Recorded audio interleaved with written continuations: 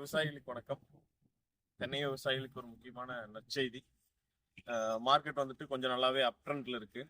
எதனால் அப் ட்ரெண்ட்ல இருக்குன்னா, நிறைய இடங்கள்ல வந்துட்டு தண்ணி வந்துட்டு கொஞ்சம் பிரச்சனைகள் இருக்கு. பிளஸ் வந்துட்டு தண்ணி, வெயில், டெம்பரேச்சர் இது மாதிரி கால சூழ்நிலையினால நம்மளோட காடுகள்ல வந்துட்டு ஈல்டானது குறையா இருக்குங்காட்டிக்கு நமக்கு இப்போதைக்கு வந்துட்டு நமக்கு இந்த பிரைஸ் கிடைச்சிட்டு இருக்கு.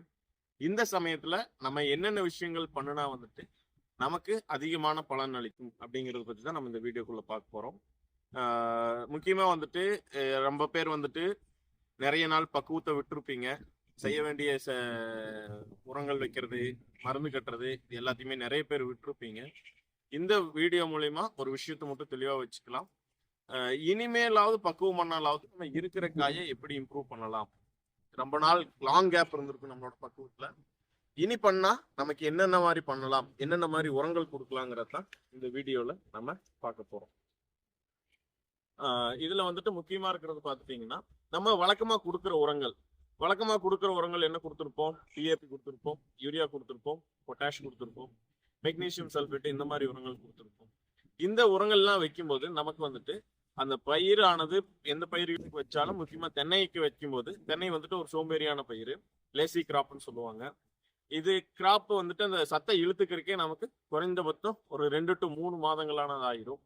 அதை எடுத்து நமக்கு இப்படி நல்ல ஈல்டுக்கு வரும்போது, இன்னும் நமக்கு மரம் வந்துட்டு நல்லா தேறி வரும்போது கிட்டத்தட்ட 6 மாசத்துல இருந்து 1 வருஷம் ஆயிரும்.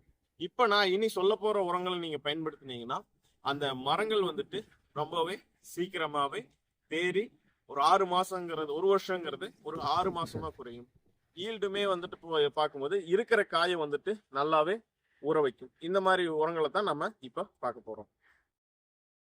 நம்ம ஏன் புதிய வகை உரங்களுக்கு போகணும் அப்படிங்கறது பார்த்துட்டோம்னா, நார்மல் உரங்கள், மற்ற உரங்கள் பொறுத்த அளவுக்கு எல்லாத்துலயுமே ஃபில்லர் மெட்டீரியல் இருக்கும். அதாவது டிஏபியா இருந்தாலும் சரி, ஃபேக்டம்பாஸா இருந்தாலும் சரி, பொட்டாஷா இருந்தாலும் சரி, அதுல வந்துட்டு ஃபில்லர் மெட்டீரியல் இருக்கும்.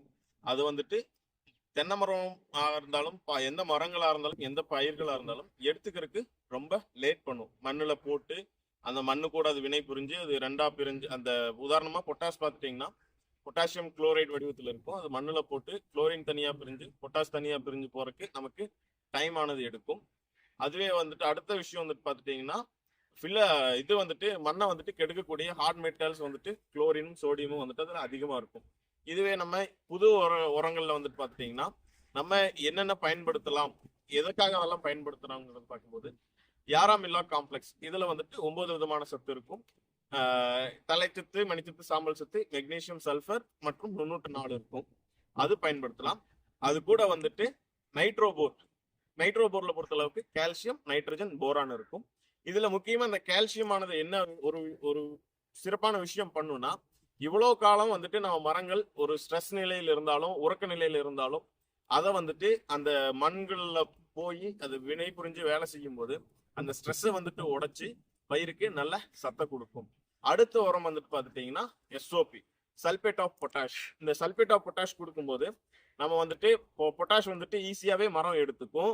பொட்டாஷ் மூலியமா கொடுக்கக்கூடிய குளோரைடு வந்துட்டு மண்ணுகளுக்கு கிடைக்காது, அதாவது மண்ணுகளுக்கு போகாது. அப்படி போகாம இருக்கும்போது நம்மளோட மண் வளமானது பாதுகாக்கப்படும்.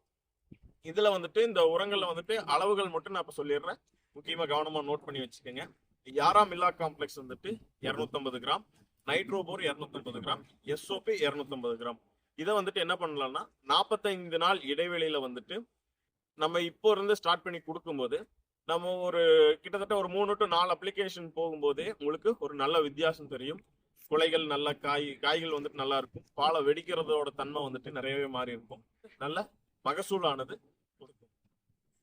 இது போல மேலும் பல தகவல்களை தெரிஞ்சுக்க புதிய விவசாயம் யூடியூப் சேனலை ஃபாலோ பண்ணுங்க, சப்ஸ்கிரைப் பண்ணுங்க.